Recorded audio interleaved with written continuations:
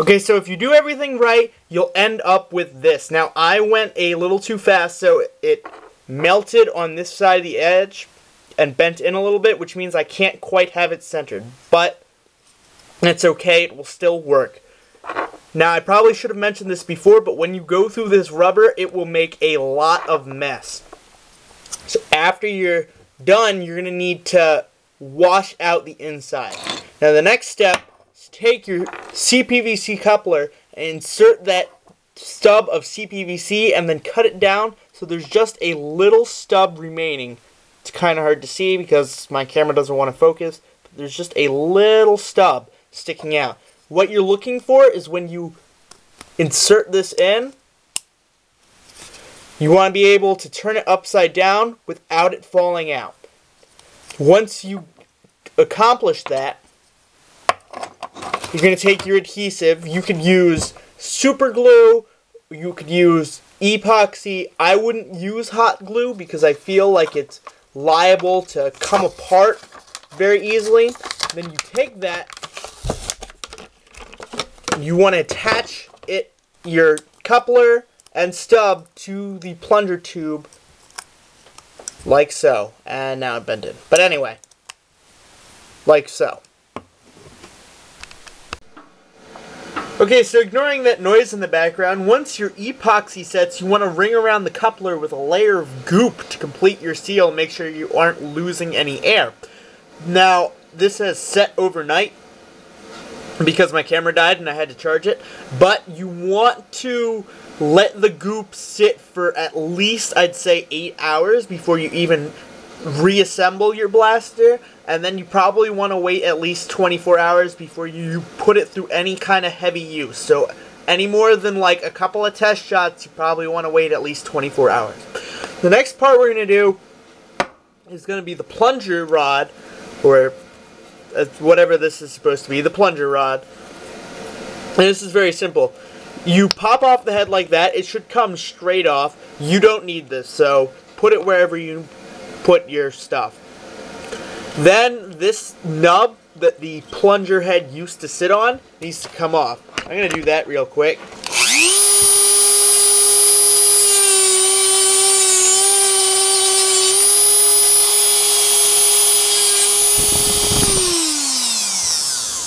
And luckily, and I don't think this normally happens, but luckily for me, as you can see, there's a little bit of a hole. Now I'm going to enlarge that hole a little bit because I need the, where are they? These bolts to fit through that. So I'm going to do that and show you what it looks like. Okay, so for the next part of this mod, we're going to make the plunger head. Now basically what you need to do is take your bolt first. Then on top of it, take one of your larger metal washers, the 3/4 by 1/8. Slide that on. Then take your rubber washer and one of your smaller number, I think they're number 8 washers. Yes, number 8 washers. Slide that on.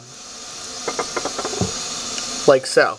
Then take your second 3/4 by 1/8 metal washer and slide that on. Then you need to insert that into the hole. You're probably going to have to turn it. If you made the hole tight like you should have, it should be a good fit.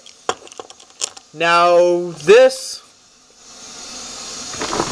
is a flathead bolt, but yours might be different, so just keep that in mind. You have to use whatever screwdriver you have to use. And honestly, the hardest part of this mod is putting on this nut. The best way I've found to do it is you slide it in there first, and then hold it with a pair of pliers while you screw it in.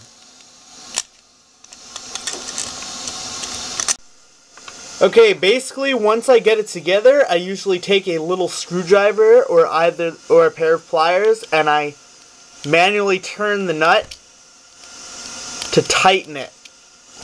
Now before you take this step, you want to make sure that your plunger head is fairly centered.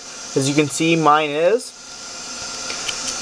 And then if you'd like, you could even take a little bit of super glue maybe and glue down the center, or hot glue in the center so the bolt doesn't rotate.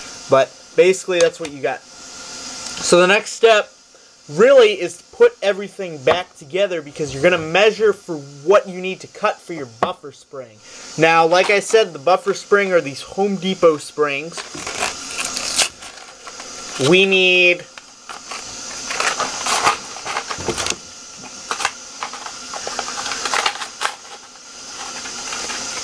the larger one, and basically what you're going to do is you're going to put everything back together. You don't even really need to put everything back together, you just need to get a rough estimate.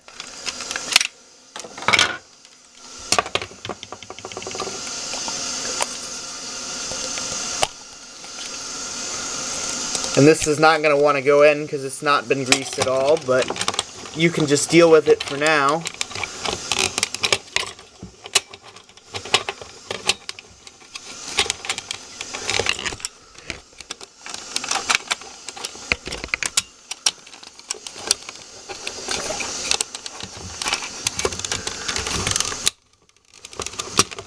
And basically when you get it together, you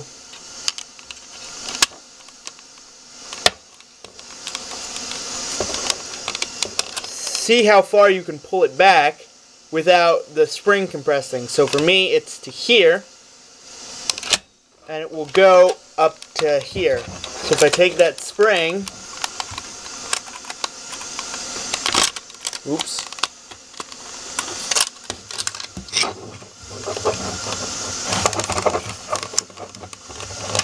and rough estimate,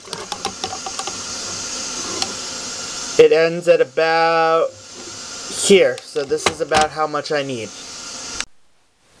The last thing you need to do before you can put this blaster back together is you need to enlarge this front hole so that the coupler will fit through it. So the best way to do that is to take most of the internals out of the shell again, clasp it together like so, and take a coupler. It doesn't even need to be the one that you have attached to your plunger tube, although that would be helpful, and measure until it's large enough. Once you do that, everything's ready to go back together. Make sure you grease your plunger head and put it back together. So I will see you with a firing test at the... Okay, so if you put everything back together correctly, this is your finished product, a completed pistol splat, ready to fire Stephens at your NIC wars.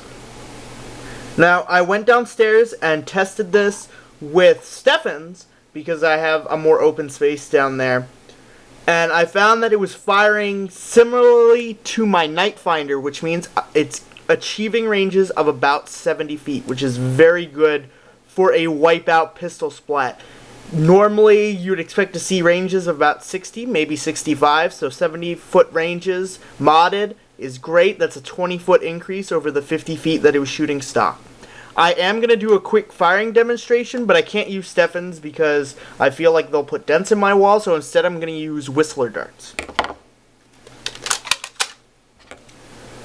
Priming it is simple. You simply prime it on the top and fire.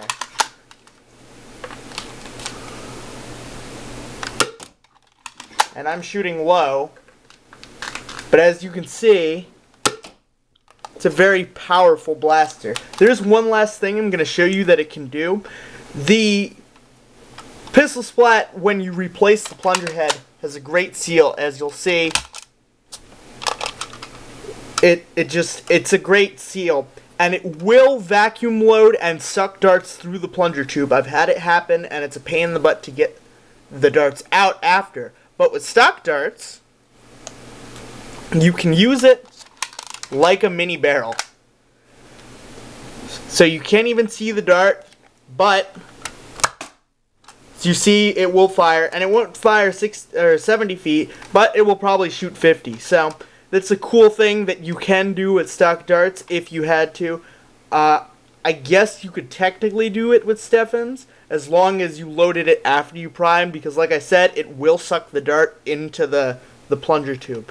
So that is my Pistol Splat Mod Guide. Thanks for watching.